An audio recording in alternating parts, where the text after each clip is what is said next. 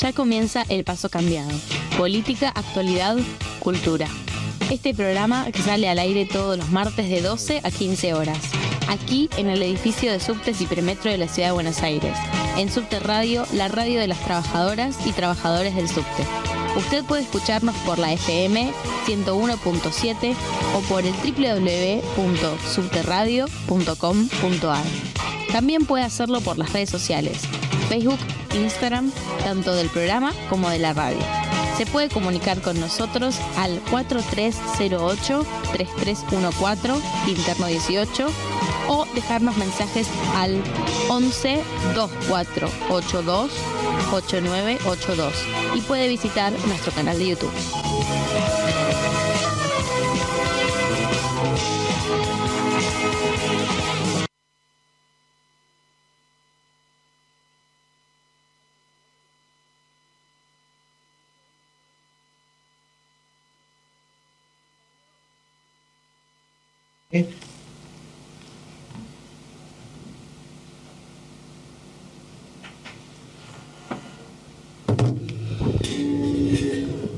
Buenos días, bienvenidos y bienvenidas a una nueva edición de El Paso Cambiado, un programa que nos compromete todos los martes con la realidad política de nuestro país y del mundo.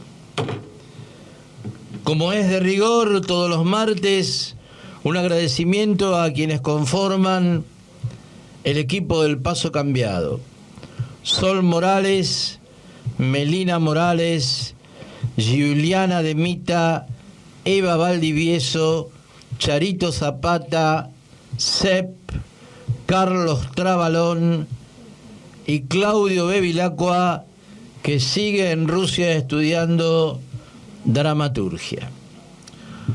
Hoy tenemos un programa movidito. Nos viene a visitar en el piso Osvaldo Ortenberg, poeta que nos va a hablar de la edición de su último libro, con un título más que sugestivo. El libro se llama ni más ni menos que Liberación. Vamos a estar hablando con Daniel acerca de la poesía, de su libro y de la realidad actual. Vamos a entrevistar también a Virna Molina, directora con Ernesto Ardito de una película que se las trae, La Bruja de Hitler, galardonada en el Festival Internacional de Calcuta en diciembre del año pasado. Virna es una directora que ha recibido, junto con Ernesto, más de 65 premios internacionales. Han hecho documentales, producciones para televisión y alguna que otra película. Y vamos a estar hablando también de la deuda externa global, porque la deuda externa no es solamente la deuda externa de la Argentina, sino que el mundo tiene una deuda externa que pesa como una piedra sobre sus cabezas. Y también vamos a estar hablando de Eduardo Elstein, uno de los dueños de la patria, un hombre que ha acumulado una inmensa fortuna en los últimos 40 años y que es el dueño de algunas propiedades de las cuales después vamos a hablar, y entre otras cosas ni más ni menos de IRSA, la inmobiliaria más importante de la República Argentina. Y ahora vamos a una pausa. Charito, por favor, y ya empezamos con el editorial del día.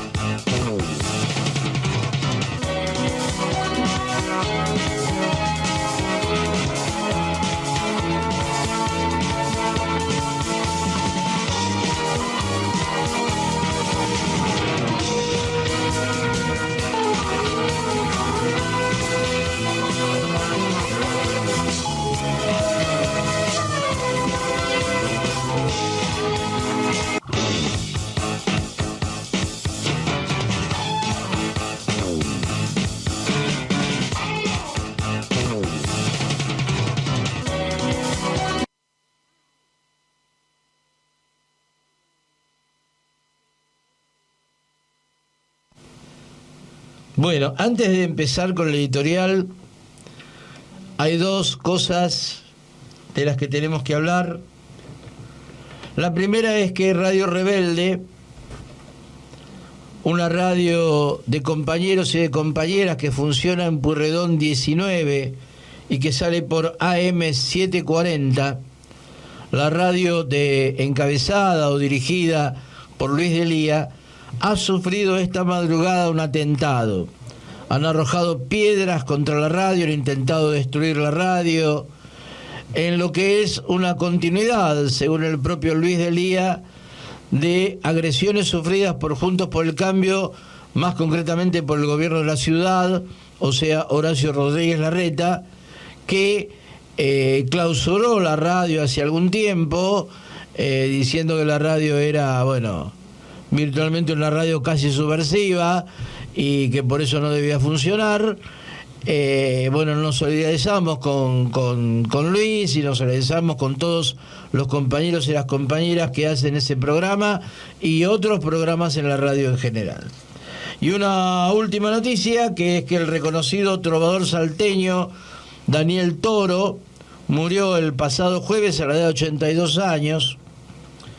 Fue un intérprete y un compositor realmente increíble, impresionante. Compuso aproximadamente más de 1000 canciones, integró varios grupos folclóricos en su adolescencia, entre ellos los tabacaleros, los forasteros, los viñateros y los nombradores.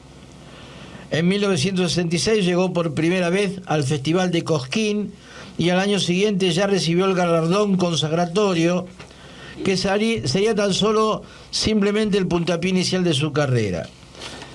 Han pasado por las radios de todo el país y por la televisión títulos realmente inolvidables como Samba para olvidarte, Cuando venga a buscarte y otros temas, Cuando tenga la tierra, etcétera, todos compuestos por Daniel Toro. Un abrazo grande para su familia y para todos los admiradores de Daniel. Y bueno, la vida pasa, ya lo sabemos bien. Y ahora vamos a empezar un poquito con el editorial del día. La semana pasada, el 25 de mayo, en la conmemoración de un aniversario más de aquella gesta maravillosa y heroica, esa gesta anticolonialista que puso fin a más de 300 años de dominación imperial sobre nuestra América del Sur, la señora Cristina Fernández de Kirchner dio un discurso en la Plaza de Mayo. Y realmente era emocionante ver a tantos centenares de miles de personas, tantos compañeros y compañeras, hombres y mujeres del pueblo, niños, niñas, marchar alegremente hacia la plaza para escuchar a Cristina Fernández. Cristina habló de muchas cosas. A su lado estaban Guado de Pedro, Sergio Massa, Axel Kicillof, todos supuestos o presuntos o posibles candidatos a la presidencia de la Nación por parte del Frente de Todos. Estaban sus nietos, estaba su hijo, Máximo Kirchner, en lo que más parecía una reunión familiar que una reunión política en la plaza, cosa que no está mal, no es una crítica.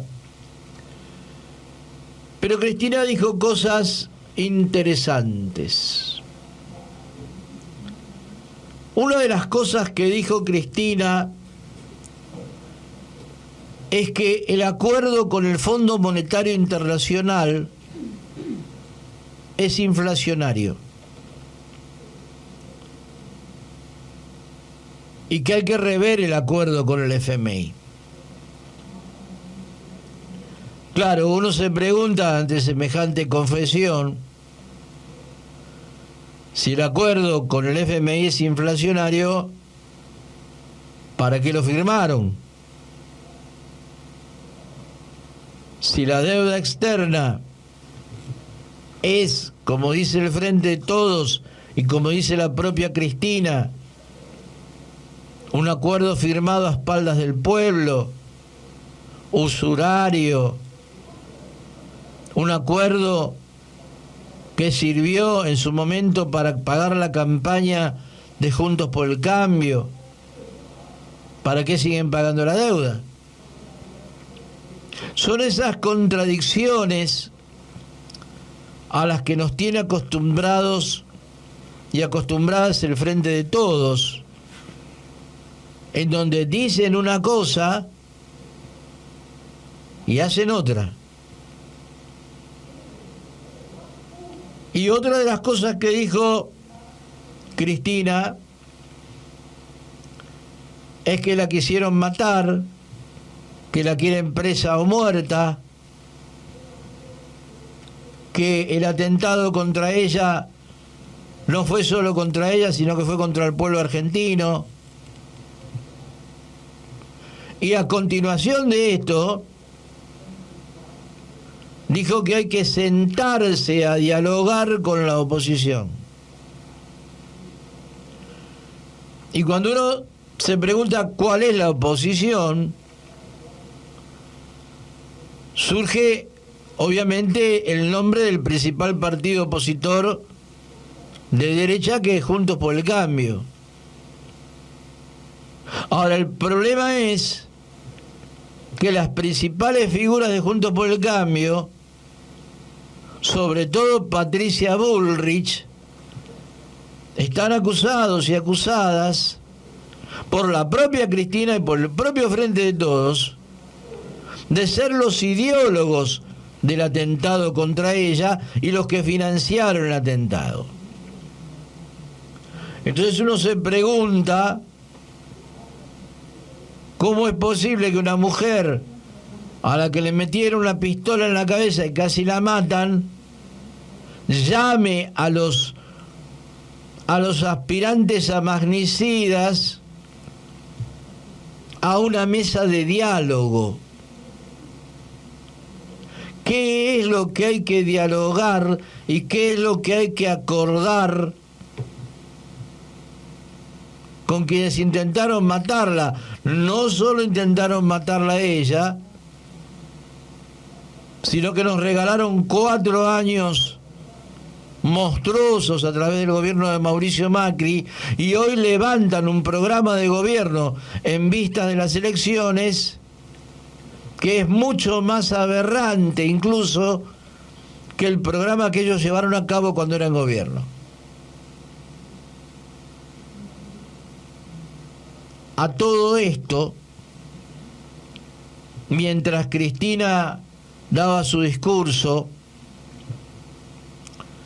los docentes salteños y los médicos salteños eran reprimidos por el gobernador de Salta, afín al Frente de Todos,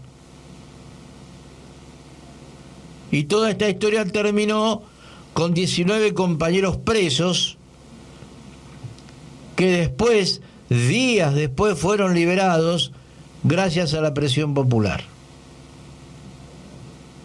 Mientras Cristina daba su discurso, retumbaban todavía en los oídos de todos nosotros el 8,4% del índice inflacionario del mes de abril. El acuerdo con el FMI es inflacionario, decía Cristina. Y al lado lo tenía Sergio Massa. Y Sergio Massa, que es el ministro de Economía que aplica el programa del Fondo Monetario Internacional en la República Argentina, sonreía y miraba para todos lados como diciendo: yo no sé de qué me estás hablando. Esta es la clase de dirigentes políticos que tenemos en nuestro país. Dirigentes políticos que tienen un doble discurso. Por un lado, se presentan ante la sociedad como nacionales y populares, y por otro lado, cuando vos le decís que hay que estatizar Vicentín, que se robó 18.000 millones de pesos, te dicen que no. Y cuando vos le decís que hay que echar a patadas a Joe Lewis de la Patagonia y liberar al Lago Escondido, te dicen que no. Y cuando vos le decís que el comercio exterior tiene que estar en manos del Estado, te dicen que no. Y cuando vos le decís que hay que dejar de pagar esta deuda externa maldita que nos condena al hambre, te dicen que no. Y cuando vos le decís que tipos como Mauricio Macri, Horacio Rodríguez Larreta, Patricia Bullrich, Javier Milei, José Luis Espert no pueden gozar del estatus de adversarios políticos, sino que son delincuentes y tienen que estar presos, te dicen que no. Entonces, esto tiene una consecuencia. Y la consecuencia es que cuando el gobierno es débil, lo que crece es la derecha. La derecha autoasumida, como acostumbramos llamarla en este programa. Una derecha que no disimula lo que es, que no se disfraza de nada, que te dice lo que piensa, lo que siente y lo que quiere. Y caemos nuevamente en Javier Milei. Los medios de comunicación del llamado campo nacional y popular se empeñan en presentar a Javier Milei como un loquito, como una persona que no sabe lo que dice. ¿Saben lo que es Javier Milei? Javier Milei es el capitalismo sin máscara. Javier Milei es la más cruda, absoluta y sincera expresión de lo que es el capitalismo en Argentina. Ese mismo capitalismo que Cristina Fernández en más de una oportunidad ha dicho que es el mejor sistema político que existe en el mundo. Si este es el mejor, no queremos ni pensar cómo serán los peores y qué serán los peores. La rueda sigue girando y las luchas obreras y populares siguen existiendo y siguen creciendo y desarrollándose. Y el movimiento piquetero sigue marchando. Y la clase obrera empieza a mirar muy atentamente qué es lo que está diciendo el gobierno que en algún momento votó, qué es lo que está haciendo y por qué los salarios no alcanzan ni para llegar a mitad de mes.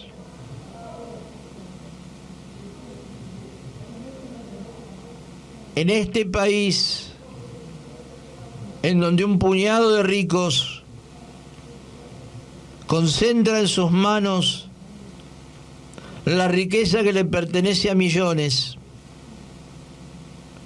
en este país en el cual Muchos viven en la calle o en villas miseria, hoy denominadas barrios populares, mientras que un puñado vive en mansiones, en pisos de 1.500 metros cuadrados, en este país en donde unos pocos comen en restaurantes de lujo y otros muchos revuelven los tachos de basura. Lo que hace falta no es más gente que nos venga a decir que todo se soluciona poniendo un papelito en la urna. Ayer se cumplió un aniversario más de aquella maravillosa epopeya obrera y popular que en el año 1969 puso contra las cuerdas a la dictadura de Onganía, que fue una de las dictaduras más sanguinarias de nuestro país. La historia popular lo denominó Cordobazo y fue el resultado de la alianza entre la clase obrera y el estudiantado, a la cual se sumó un sector de la pequeña y mediana burguesía de Córdoba. Alguien dijo que los comerciantes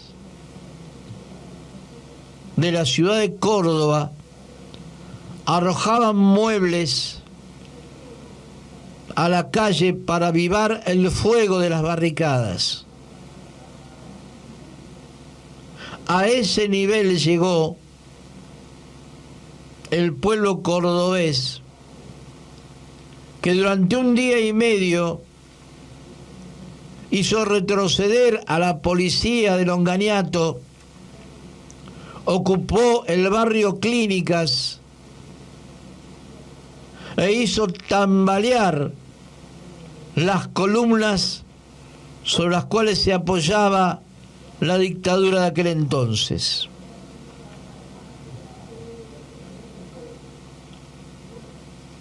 También se festejó en la plaza un aniversario más de la asunción de Néstor Kirchner a la presidencia de nuestro país. Y Cristina habló mucho de la presidencia de Néstor, que también fue la suya, porque ella también formaba parte de ese gobierno, y de los logros del kirchnerismo. Y con algunas cosas coincidimos en Cristina. Durante el primer gobierno de Néstor Kirchner hubo algunas medidas que fueron importantes para el pueblo trabajador. Indudablemente. Y también hubo un posicionamiento a nivel internacional en contra del ALCA, en contra del imperialismo norteamericano, junto con Hugo Chávez, con Lula. Ahora, ¿saben ustedes por qué Néstor Kirchner pudo hacer lo que hizo? ¿Por qué Néstor Kirchner pudo ser presidente de la República Argentina? Porque 3 meses antes, en diciembre, el 19 y el 20, el pueblo argentino salió a la calle y con esa rebelión popular tiró abajo 12 años de neoliberalismo maldito. Como ratas tuvieron que salir ante un pueblo enfurecido que gritaba que se vayan todos. Y esto me hace acordar también, un poco más atrás en la historia, a Juan Domingo Perón, Perón estaba preso en la isla Martín García.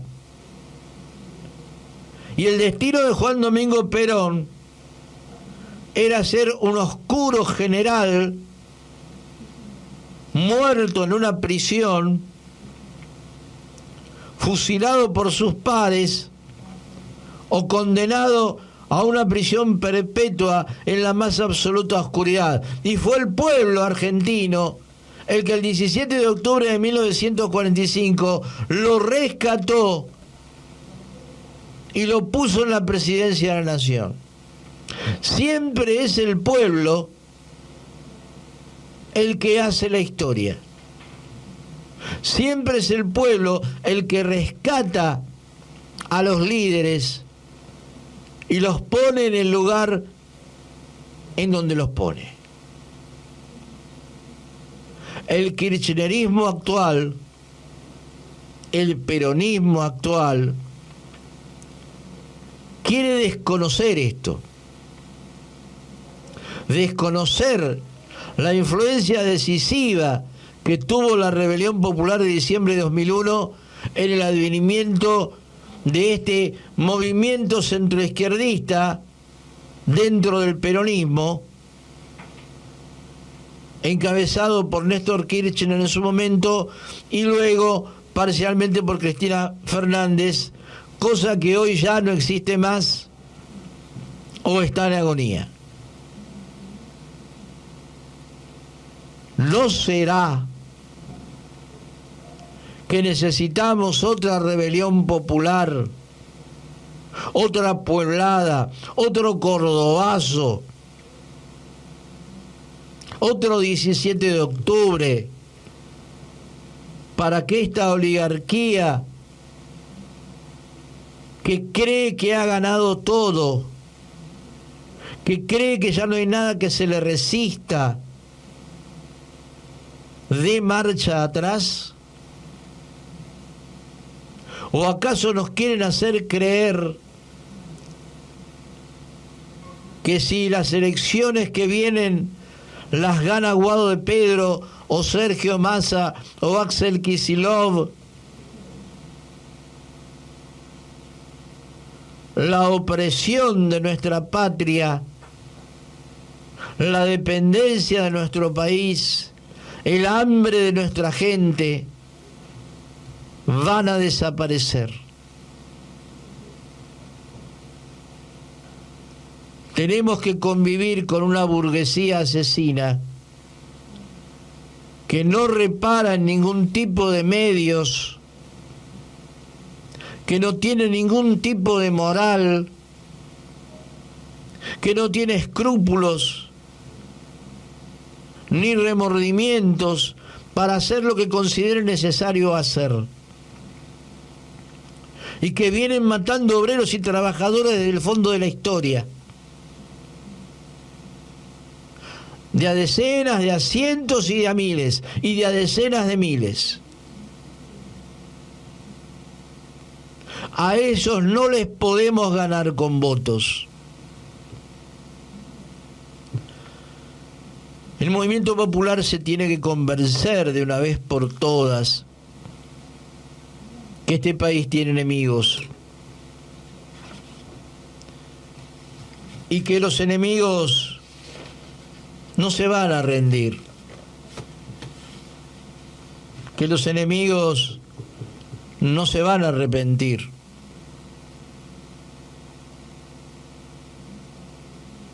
que tenemos que derrotarlos, que tenemos que castigarlos, que tenemos que construir una patria y una democracia para todos los trabajadores y las trabajadoras de nuestro país, y que no puede haber una democracia para todos. Hay una democracia para los que tienen grandes fortunas, o hay una democracia para el pueblo. Las dos democracias son incompatibles. Y realmente Realmente esperamos que estas ideas puedan ser debatidas y entren en el corazón de nuestra gente. Porque si seguimos apostando a los procesos electorales como la solución mágica, si seguimos esperando que papá o mamá nos salven, vamos a seguir sufriendo. El Che decía, y hace mucho que no lo nombramos, que los pueblos que no odian a sus opresores son pueblos que están condenados a la esclavitud. Que no sea así. Que no sea así. Y ahora vamos con un tema del inefable, increíble, nunca más nombrado que acá, Rafael Amor, que se llama Yo seré tu compañero. Ya volvemos.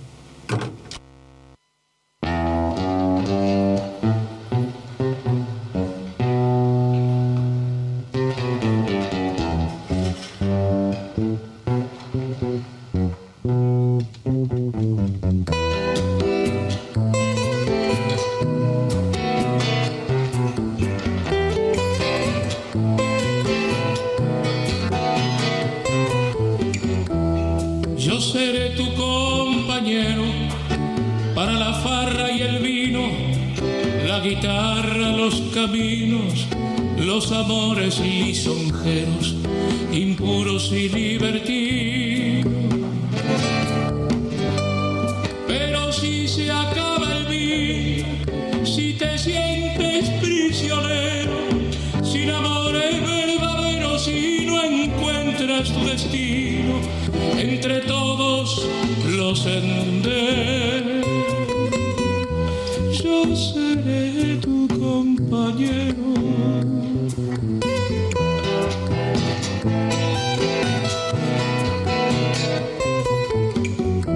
Y seré tu compañero para el abrazo y la gloria, para perder la memoria con el tiempo y el dinero y palmadas laudatorias. Más recuerdas y el fracaso te muestra su rostro fiero. Los vencidos siempre fueron despreciados en su ocaso por los que ayer los quisieron. Yo seré tu compañero.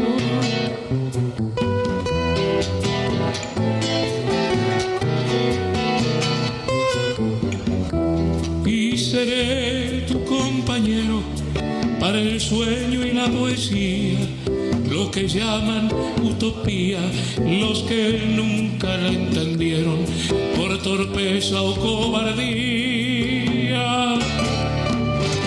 Y en la realidad más dura y en el llanto más sincero, el rebelde desafuero con toda mi encarnadura, para andar juntos me quedo. Yo seré tu compañero.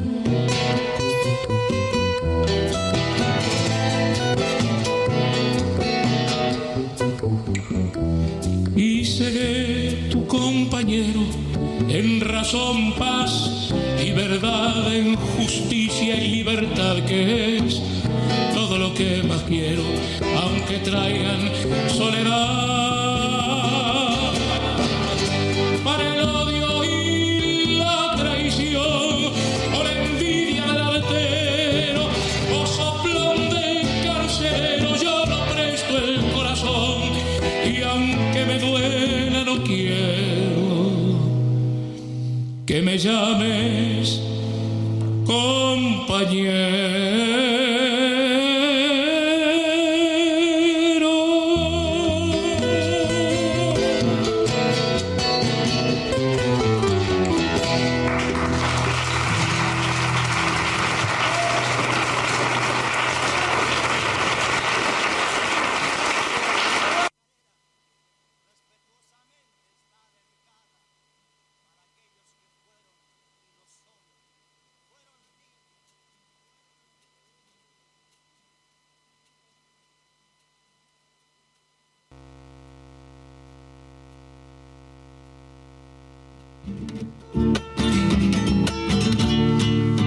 Esta chacarera respetuosamente está dedicada para aquellos que fueron y lo son. Fueron niños, fueron adolescentes y fueron adiestrados para defender a la patria. Aquellos que por las trincheras soñaron con un país sin mordaza. Soldados que fueron a la guerra y nunca volvieron a casa.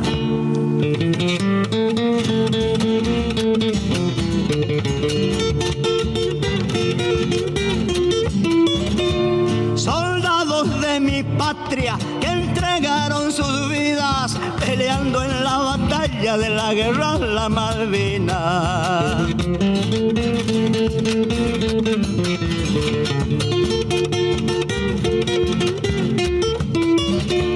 Yo sé de aquella historia, de aquella triste guerra. No importa, compañeros, si defendimos la tierra.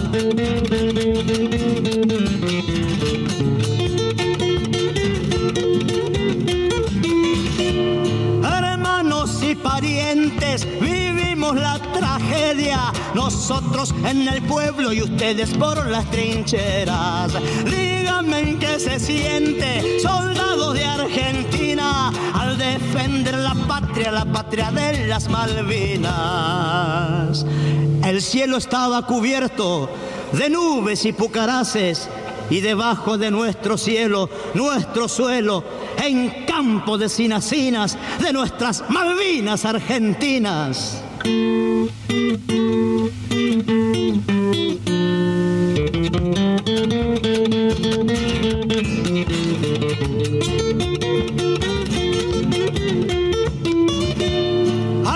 Paisanos míos, la lucha continúa y esta es mi chacarera para olvidar la amargura.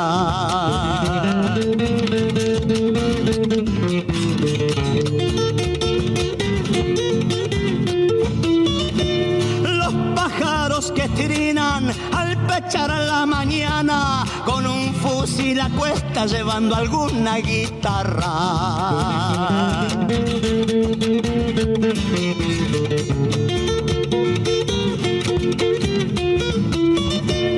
Hermanos y parientes, vivimos la tragedia. Nosotros en el pueblo y ustedes por las trincheras.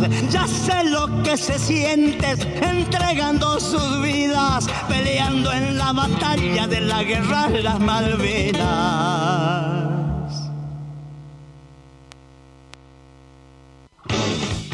Seguimos en el aire del Paso Cambiado.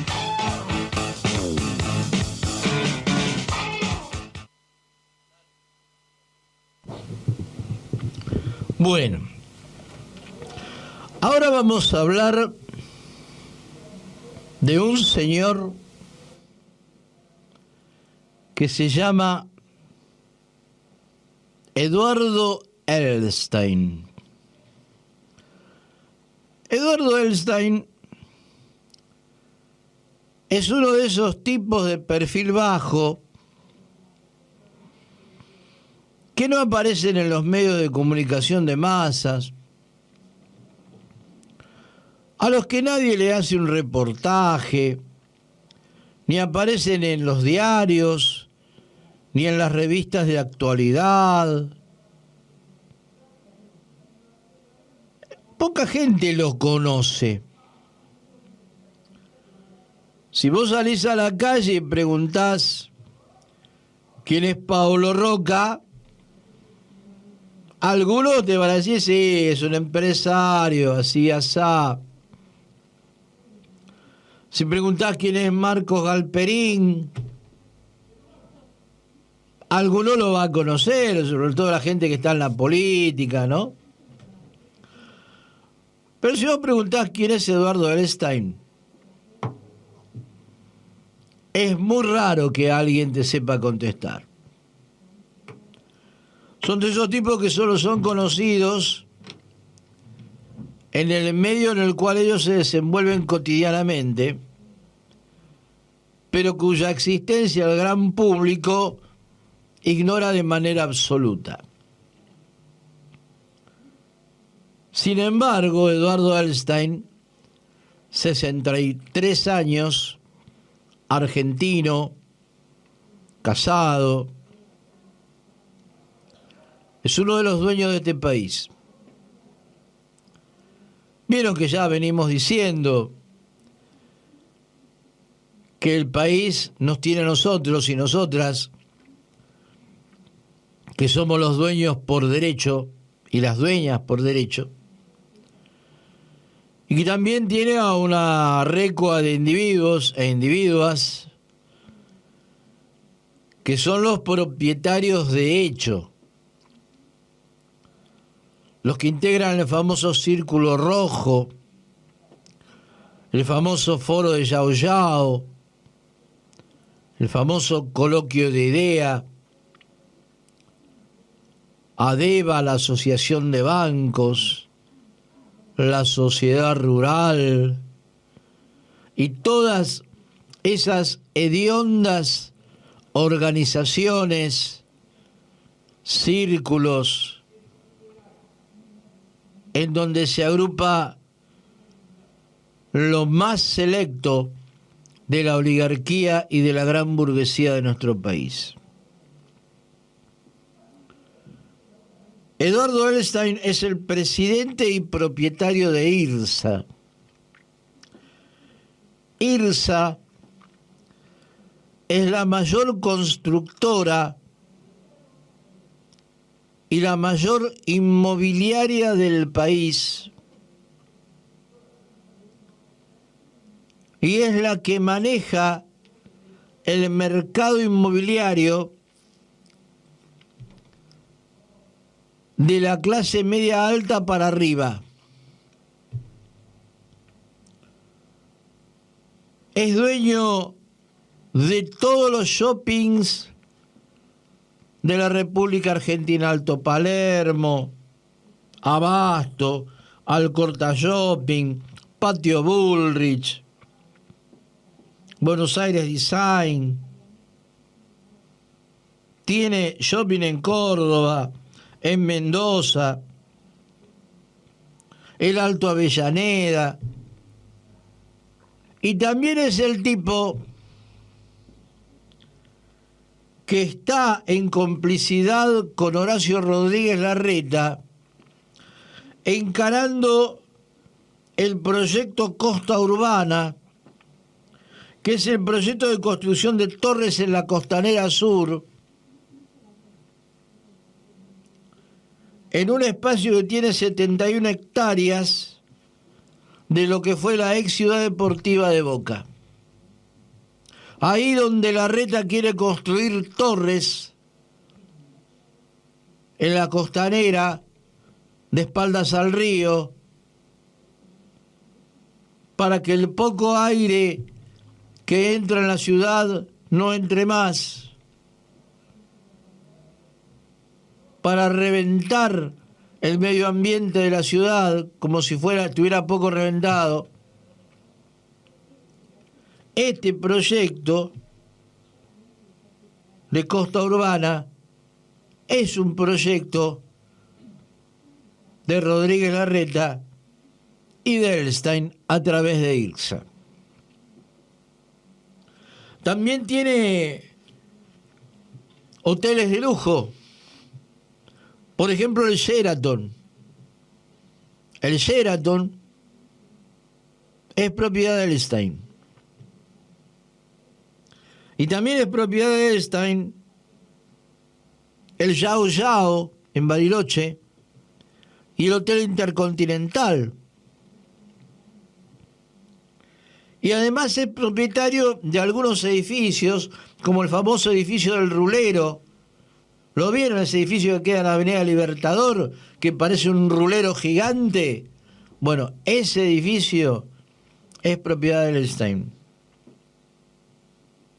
Y también el Laminar Plaza, en el barrio de Catalinas, y la famosa torre de Microsoft. Microsoft tiene un par de oficinas en la ciudad de Buenos Aires. Las tiene en Puerto Madero. Y esta torre de Microsoft, estas oficinas de Microsoft, son propiedad del señor Edelstein. Como si esto fuera poco, también tiene otra empresa que se llama Cresud. Cresud se ocupa de las inversiones agrarias del señor Edelstein. Aproximadamente 800.000 hectáreas en 24 campos propios en Tucumán, en Córdoba, Entre Ríos, Mendoza, Salta, Chaco, Santa Fe y Santa Cruz. Y también en Brasil y también en Bolivia.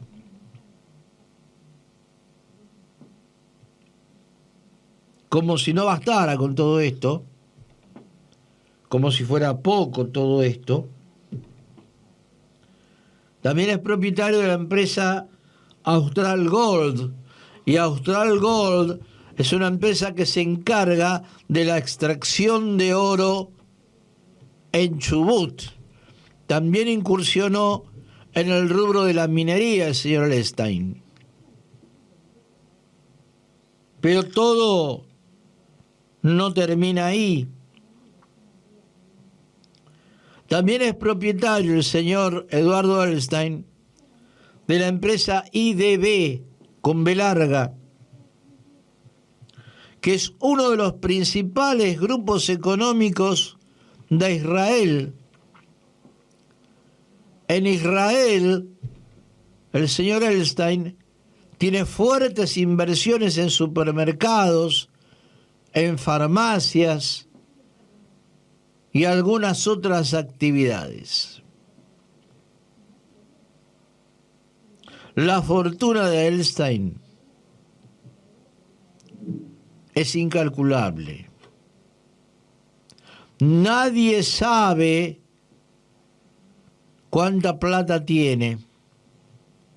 Y en la revista Forbes, en donde aparecen los multimillonarios más poderosos de la Argentina,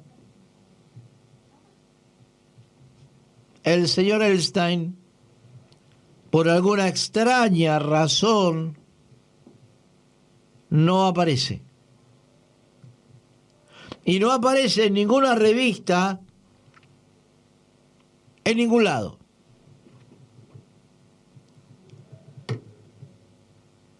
El señor Eduardo Edelstein es el tesorero del Congreso Judío Mundial, que es una organización que nuclea a más de 100 entidades en todo el mundo. En su carta orgánica, el Congreso Judío Mundial dice que su función es velar por los intereses de la comunidad judía en cualquier parte del mundo e intervenir en defensa de esos intereses ante los gobiernos y ante la comunidad internacional toda, llámese Organización de Estados Americanos, Naciones Unidas o lo que sea. Pero además dice que uno de los objetivos primarios de este Congreso es combatir el terrorismo. ¿Y a quién se indican? ¿O a quiénes se indican como organizaciones terroristas? A Hamas y a la Yihad Islámica. Obviamente no se indican como terroristas a los Estados Unidos, a pesar de que los Estados Unidos han bombardeado y destruido países. Esos no son terroristas. Tampoco son terroristas los árabes saudíes que han dejado el tendal de miles y miles de muertos con sus ataques al desprotegido país de Yemen, en una de esas guerras olvidadas de la que hemos hablado en otros programas. El señor Milstein y el Congreso Judío Mundial, que dicen que defienden los intereses de los judíos en todo el mundo, en realidad lo que defienden son los intereses del imperialismo en todo el mundo. Porque nada tiene que ver el judaísmo, ni el pueblo judío en la diáspora, ni el pueblo judío en Israel, con los intereses que defienden el Congreso Judío Mundial y el señor Eduardo Edelstein.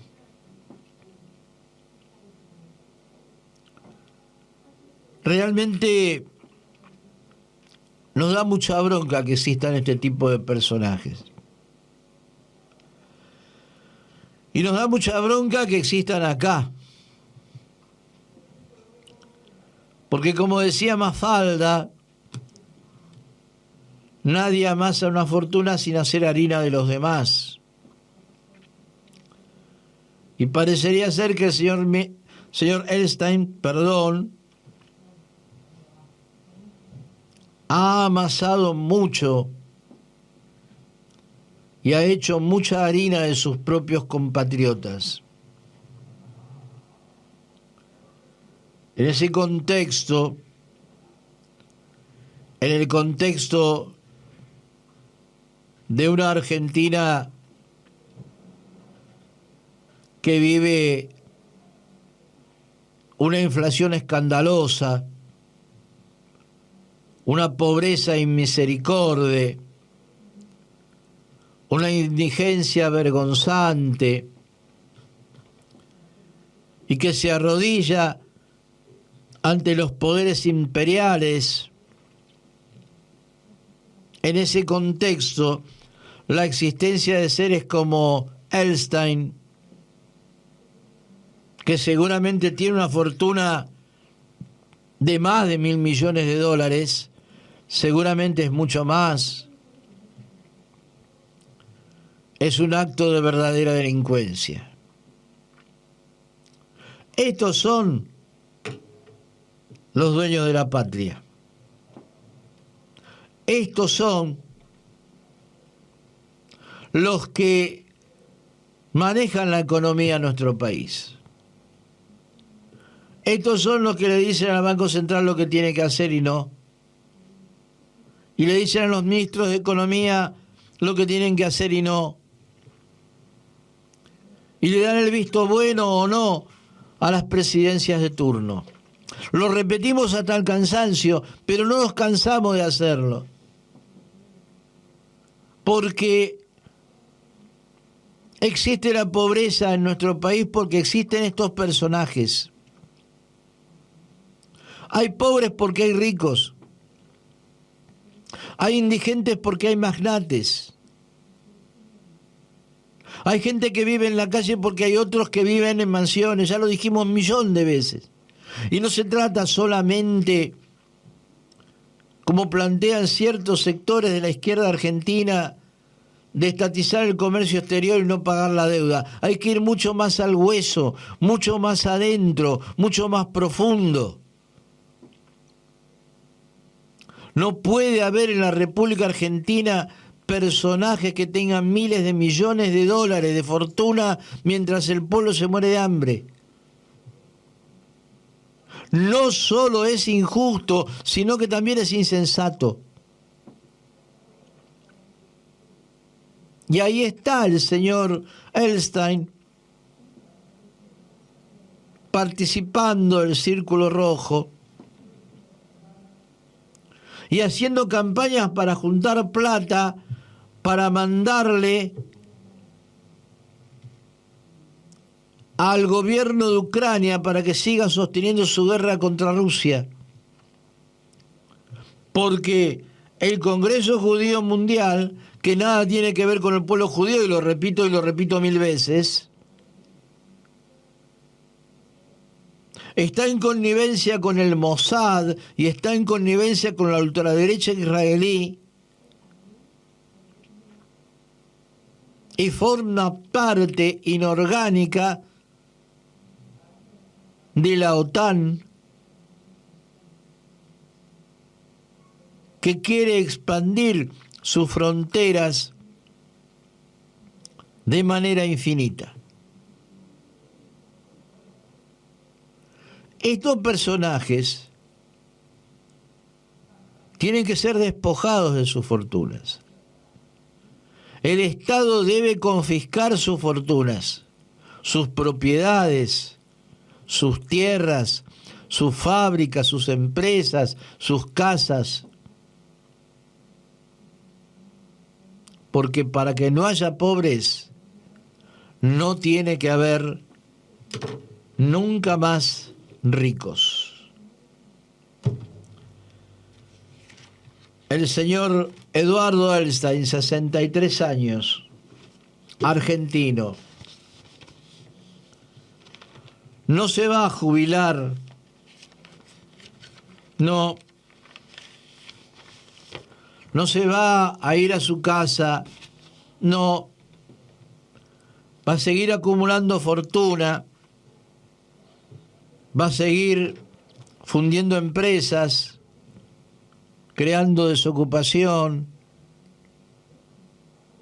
armando cada día más su emporio multinacional. 800.000 hectáreas tiene este señor, mientras hay gente que no tiene ni una colchoneta para tirarse en medio de la calle.